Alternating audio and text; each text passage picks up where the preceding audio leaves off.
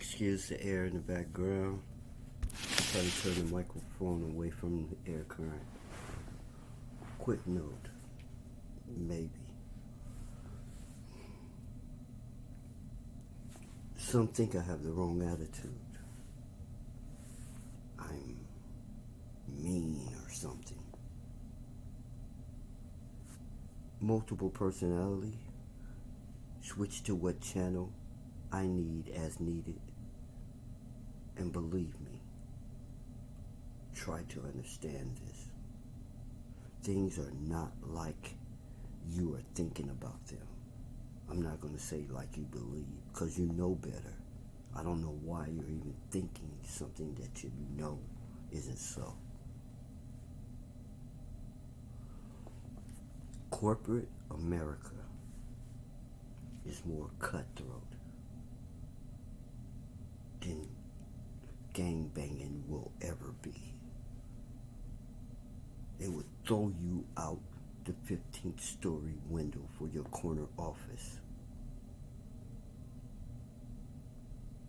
They've killed more people than gangs ever will.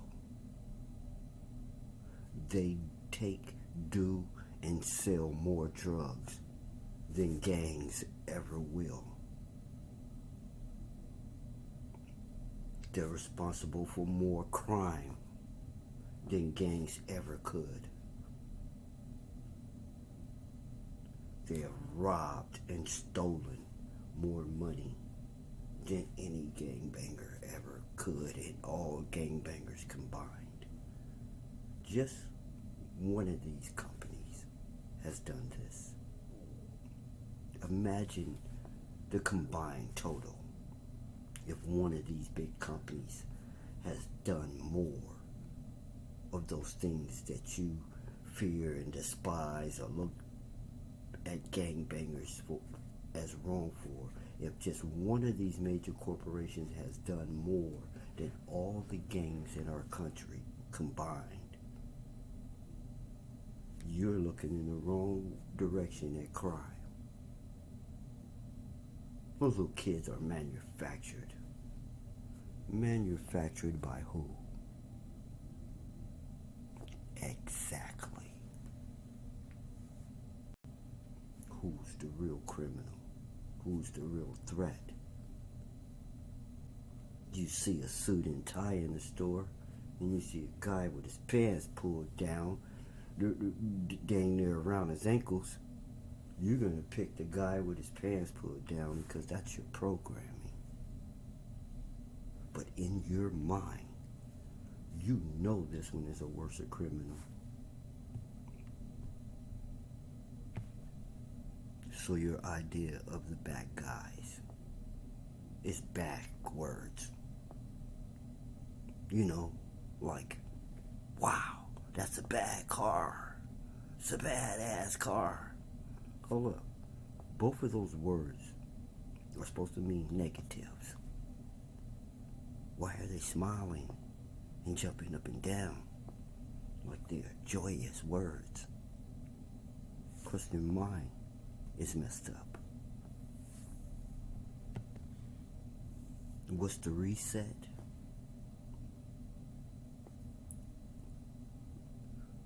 What would you do if bad happened to you and people were smiling and jumping up and down and really happy about it?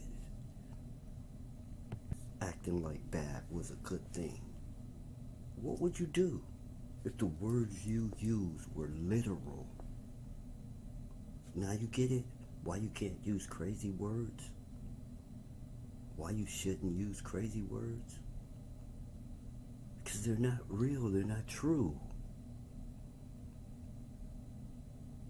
If they're not true, they're not a proper description. And if they're not a proper description, you're not fucking perceiving it right. So you're not going to teach it to a kid right. Now you see how mental illness has been handed down for thousands of years. Before it was like something I said, and you had the gist of it. You could pretty much see it. Now you know exactly.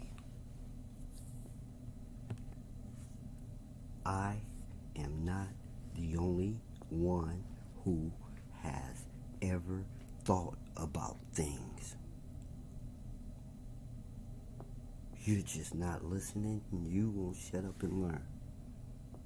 Everybody knows something. Just like everybody has mental problems, everybody has wisdom. Don't mistake that fact. Everyone has genius, just like they have stupidity.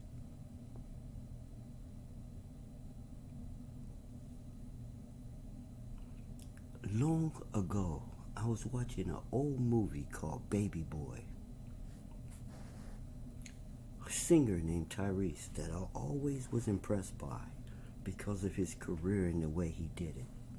He started his career as a model, okay? No one knew nothing about he could sing or anything. A Pepsi commercial modeling job called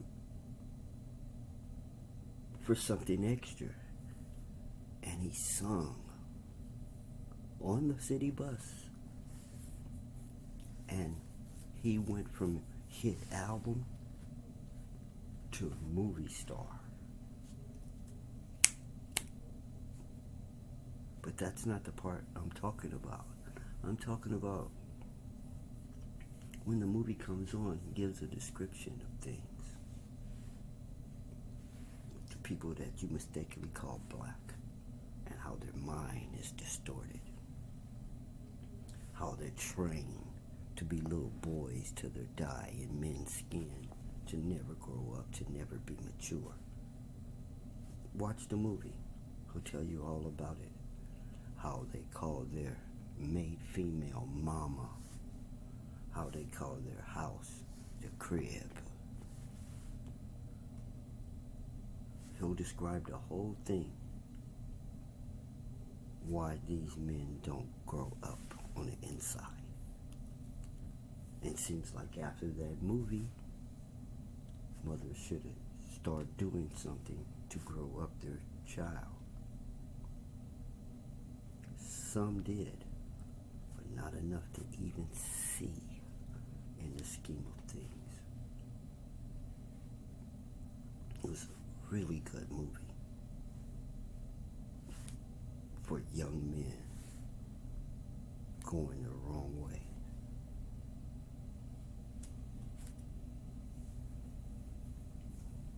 It was a counter movie. What we are about to start making or have made, depending on when you're viewing this. What is a counter movie? A movie is these young men have been manufactured. They wasn't born that way. Part of their programming was done through the film industry. Menace to Society, Boys in the Hood, Deuces, The Godfather, Warriors, stage plays that simulate Romeo and Juliet in the gang.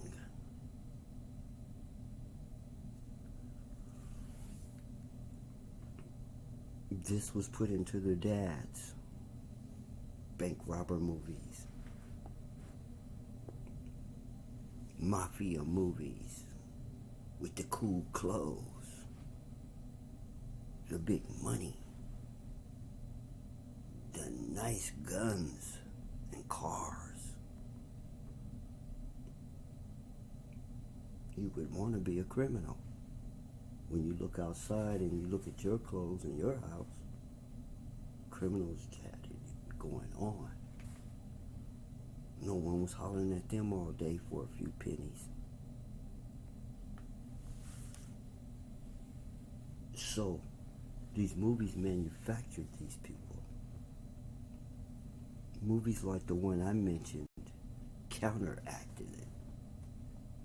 And when I say manufactured, don't get no generalized, yeah, I know what you mean, thought. No, I mean exactly. You can trace their language back to movies. Let me give you an example of Menace to Society. You won't find this nowhere in the scheme of things. Okay?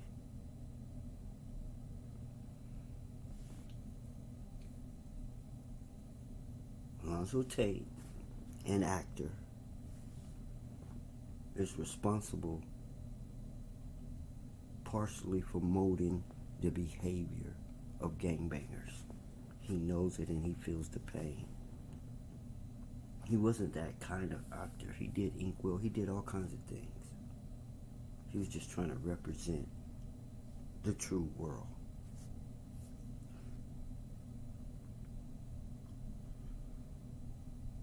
So, in the movie, he used language. Language that if you were amongst them, you would hear every day. They call each other bitches. You acting like a real bitch right now. Quit acting like a bitch. This is where they get that from. An actor in a movie did it to the OG, and the OG did it to them. And the youngsters don't even know where the words in their mouth came from.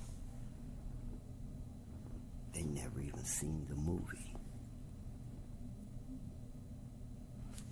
So, women's rights. This included girls. Let's set it off.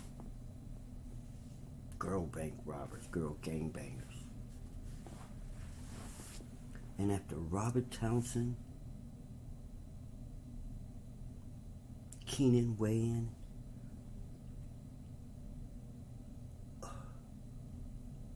Van Peebles, and all these people's hard work to get us out of stereotype roles of pimps and hoes, they're gonna go make the Players Club and a whole line of stripper movies.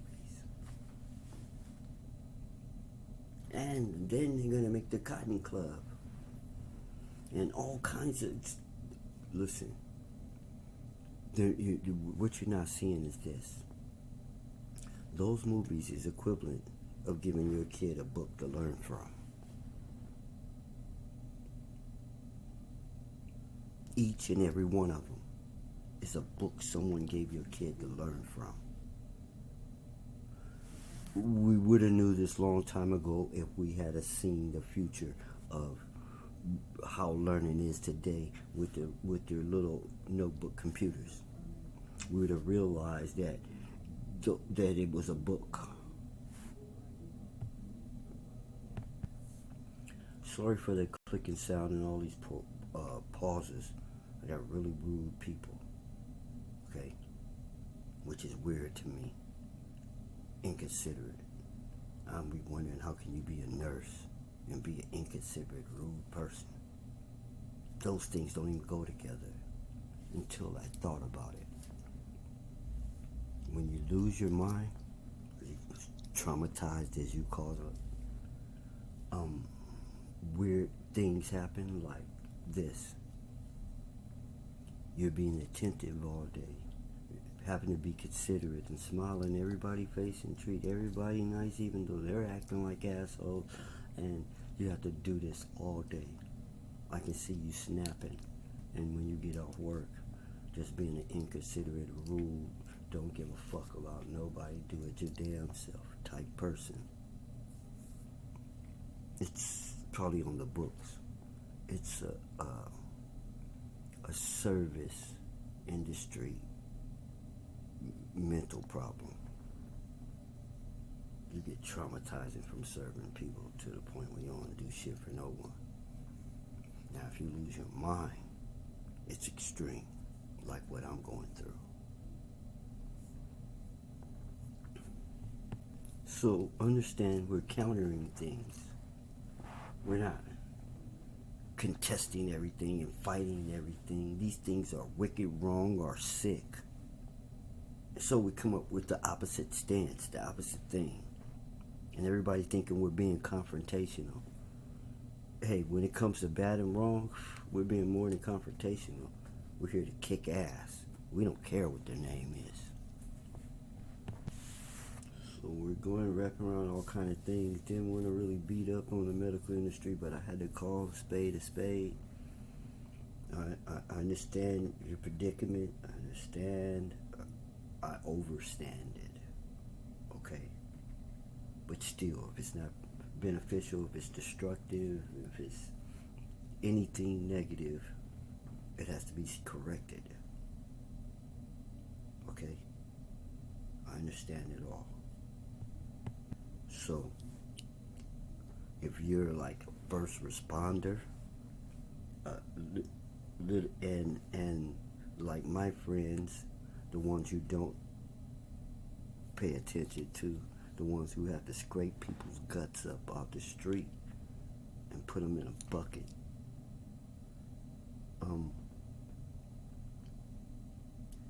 You might become an alcoholic or even a drug addict trying to cope because you can't get that stuff out of your head. So you try to cover it up. You try to knock it out. That's what alcohol does. It literally knocks out parts of your brain. I mean, parts of your thinking system. I gotta stop using that word brain.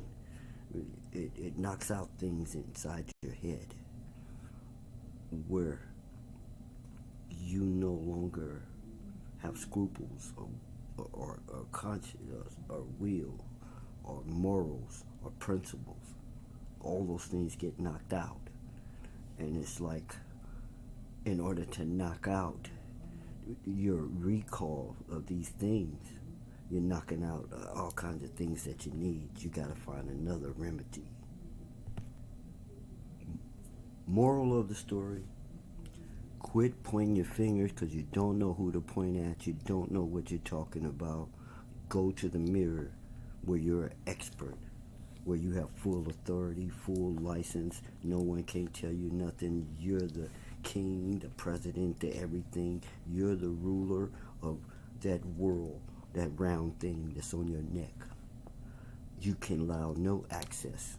No one can come in without your permission. You can set all the rules, all the laws for the world that's sitting on top of your neck.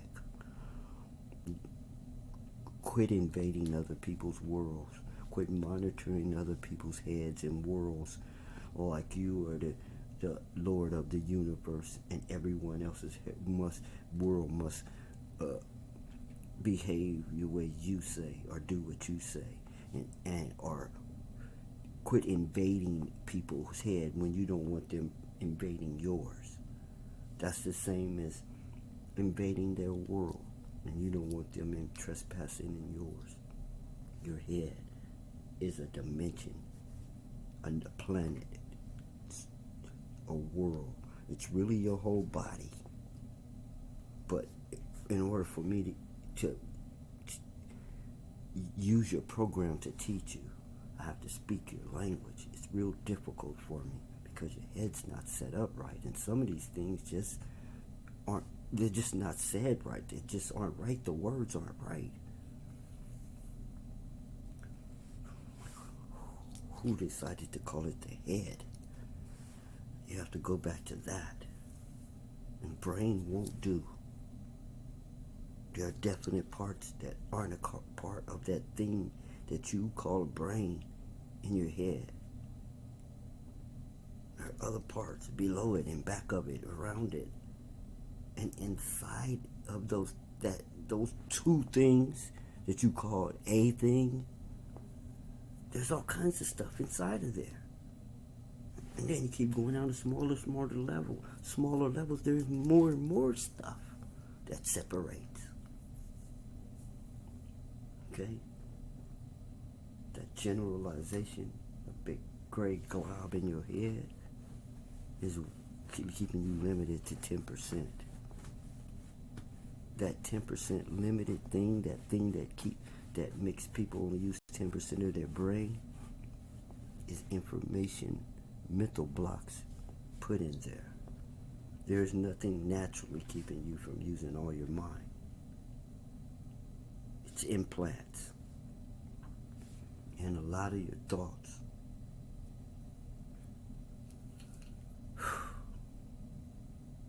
Maybe all of your thoughts are implants. You need to use the correct words.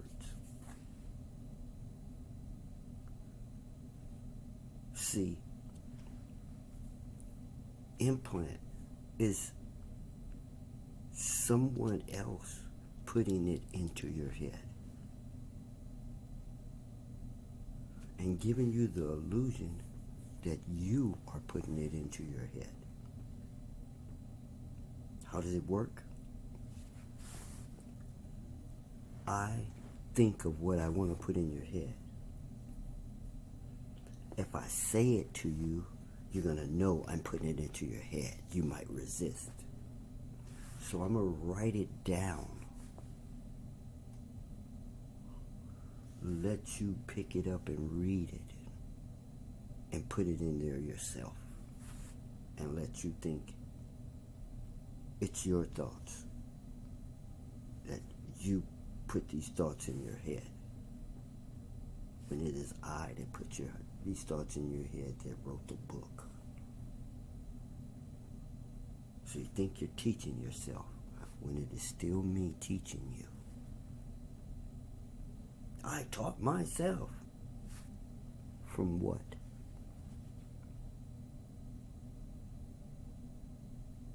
There's people out there on the internet, on YouTube, in front of a microphone, acting like they're disseminating, acting like they're giving the public information, right? You know what they call teaching you? Searching the internet for other people's work and then come and telling you about it. Yeah. Some guy goes actually in the pyramids to see what's in there. Writes it down. Another guy reads it and calls himself teaching you about the pyramids. Like he's been there. Did you know in the pyramids there's this and there's that? Wow. This whole thing is a joke. It's a big ego trip. It really culminated and hit me when I went looking for a missing video from a collection. And people trying to circumvent YouTube's laws come up with this thing called a reaction video, where you're not really showing the thing. You're commenting on it, you're critiquing it, you're reviewing it. So you can show a little window of it. A way of showing copyrighted material that you're not licensed to show. But I saw the weirdos who were doing this. And they look just like the weirdos who are preaching and teaching on YouTube. They use the same technology, the same setup, and they look exactly like them. These weirdos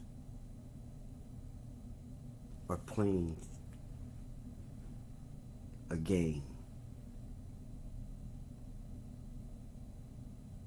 And you're sitting there watching them playing the game instead of playing yourself. It started out some would teach you and give you tips on the game. Now, it's comedians who never made it. And a lot of things. My point is, they shine the light on these people giving out this information. Okay? My knowledge is different. My knowledge is the natural process. I was raised as a child, given information. And at a certain point, I took the information I was given on how to learn, how to think. And I went out in the world, started thinking, researching, and examining everything that I was taught. Let me give you a perfect example. I have a whole tribe of people at my side. Actually, they're trying to follow my lead. What is weird to me is I feel like they are more knowledgeable than me about the thing that brought us together. They may not have the understanding that I have to be able to see this for yourself because they read through someone else. But the person they learned from, when I was a young man, they used to write books. I couldn't get the books. So they used to put out these little papers that were cheap. I could get one of those. So I got a couple of those. And it wasn't like the guys who were selling bean pies. This was something else. So I got in and read it. It was the equivalent that if you read a newspaper and everything in that newspaper you did not know, had never heard of, and it was true. All those little articles, little small articles, have been expanded by me in my life and learning experience. What I'm telling you is what I went out and found and saw and checked myself, not what I read. What I read gave me something to look for on one hand, and what I read gave me something to verify on the other hand was a lie. See, I was taught by the school system too, don't forget. That loaded me with a bunch of lies to investigate and find out that they weren't true.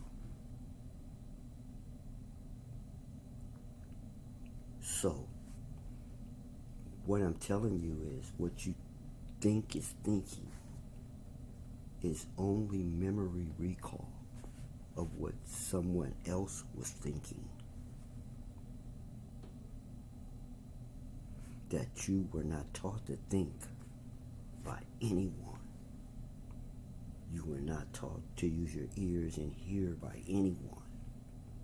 You were not taught to see and use your eyes by anyone unless you were in some military training.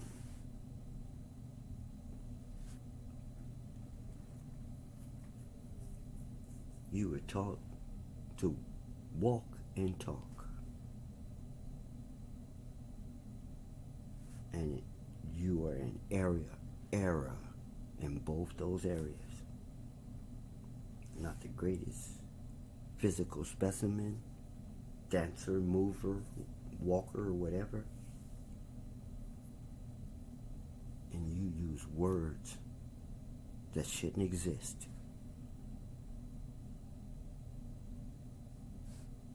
Which means you're wasting space and time when you talk. It's like if you talk and there were holes in what you were saying. When you use a bunch of words in there, it's like the bleeps cutting out profanity. And I was and those and it will I'm not taking this and you do understand that those useless cuss words that aren't curse words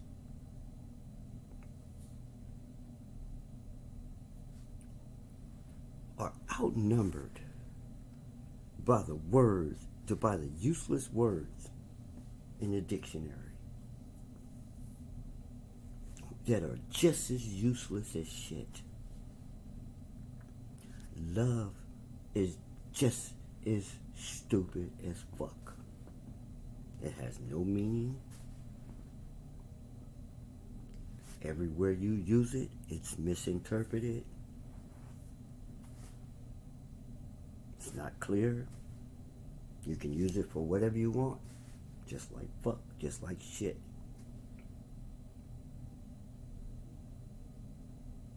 Nothing. There's no use for this word. You will never find a space in which there's no thing. There's always been something there, even if it's only air. The list goes into the millions of useless words that have no meaning, no concept, no use. That's just like curse words, like respect. Means whatever they want it to mean. It doesn't have a meaning. It has no meaning.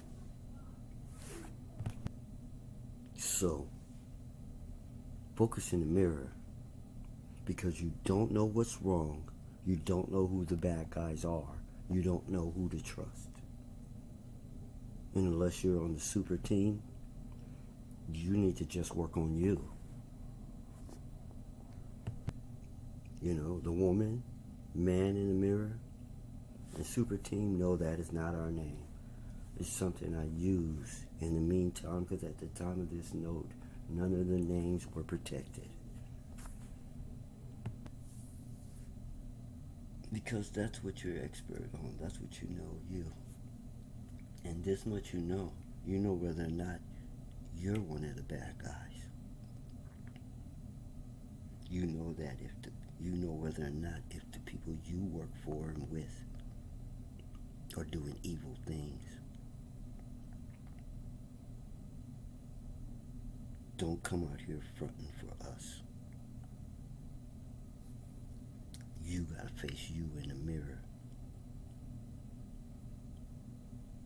We got a saying over here. My hero's in the mirror.